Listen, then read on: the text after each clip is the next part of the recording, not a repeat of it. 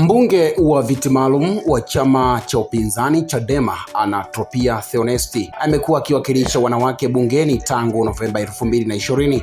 Mbunge Theonesti alipata umakini wa vyombo vya habari mwaka 2016 baada ya kusimamishwa kwa vikao vitatu bungeni kufuatia shutuma za kutoa taarifa zisizo sahihi kuhusu ardhi. Hata hivyo, amerejea kwenye shughuli zake na kuendelea kushughulikia masuala ya jamii na wanawake kupitia nafasi yake ya viti maalum. Siku moja ilikuwa muda wa kikao cha bunge. Theonesti alishtakiwa na Mheshimiwa Goodluck Mringa, mbunge wa jimbo la Uranga, ndani ya bunge tukufu akipokea malalamiko hayo. Kipindi hicho akiwa naibu spika Dr. Tulia Ackson Mwansasu kwa kosa la kumvua barakashia wakati wa bunge.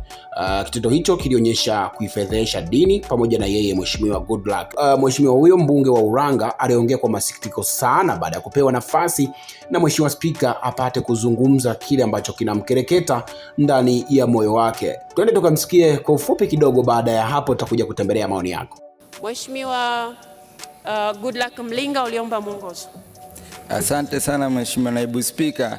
Nasimama kwa kanuni ya 67(8). Naomba nisisome kwa ajili ya kulinda muda.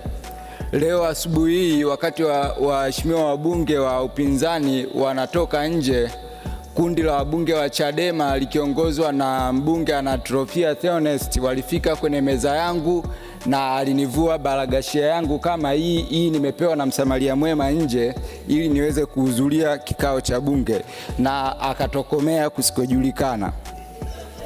Mheshimiwa Naibu Spika, nilikuwa naomba mwongozo wako. Kitendo hiki kilinifanya kwanza nisiwe na sifa ya kuendelea kukaa bungeni, kwa sababu kanuni inataka ukivaa kanzu lazima uvae na bagarashia.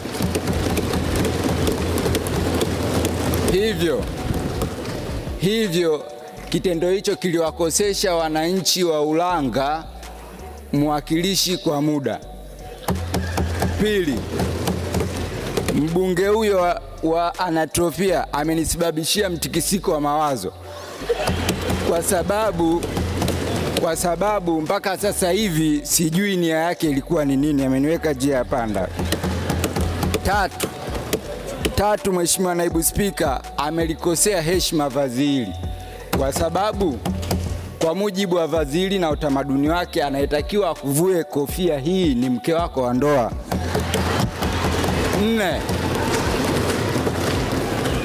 4, Mheshimiwa Naibu Spika,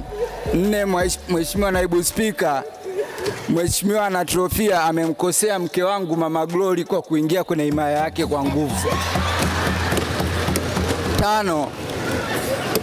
5, Mheshimiwa Naibu Spika, amri ya 9 ya Mwenyezi Mungu, Waislamu na Wakristo usitamani mali ya mtu mwingine, amemtamani mume wa mtu mwingine. 6, Mheshimiwa Naibu Spika, Mheshimiwa Anatropia amevunja msimamo wa chama chake wa kutoa jongelea wabunge wa CCM, amenijongelea mimi. Hivyo Mheshimiwa Naibu Spika, nilikuwa naomba mwongozo wako. Je, hivi vitendo vinaruhusiwa katika bunge lako hili tukufu? Naomba mwongozo wako. Asante kwa kuifuatilia Baharia TV. Usisahau kulike, kusubscribe, kucomment na kushare.